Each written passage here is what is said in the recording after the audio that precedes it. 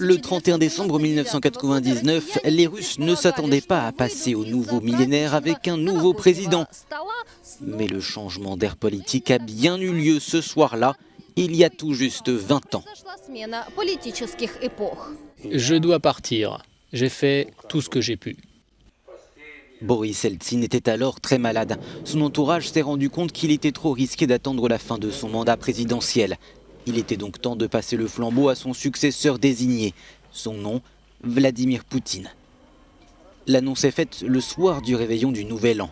Les téléspectateurs ont les yeux rivés sur leur télévision pour regarder des comédies, des émissions de variété et pour suivre les traditionnels vœux du président.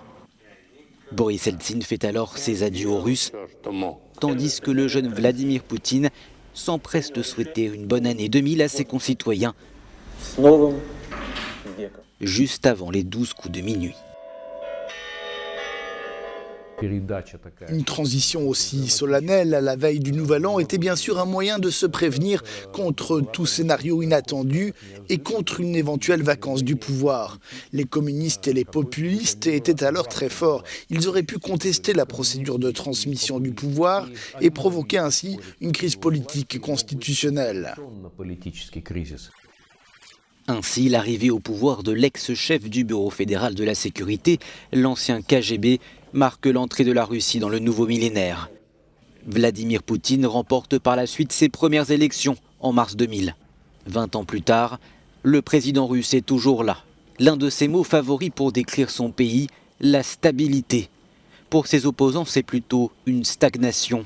Mais une chose est sûre, en 1999, c'était bien l'incertitude qui régnait en Russie. L'économie était à la peine, le gouvernement s'était effondré, l'oligarchie russe prospérait et cherchait à saisir tout ce qui était possible. Les grèves des mineurs se poursuivaient, ils étaient venus à Moscou. De manière générale, tout cela révélait un État faible. Le gouvernement était faible et le risque d'une très grave déstabilisation était présent. Vladimir Poutine doit en principe rester président jusqu'en 2024. Selon la loi, cela doit être son dernier mandat. Une inconnue demeure néanmoins qui pour lui succéder. Mais à cette question, Vladimir Poutine ne répond jamais.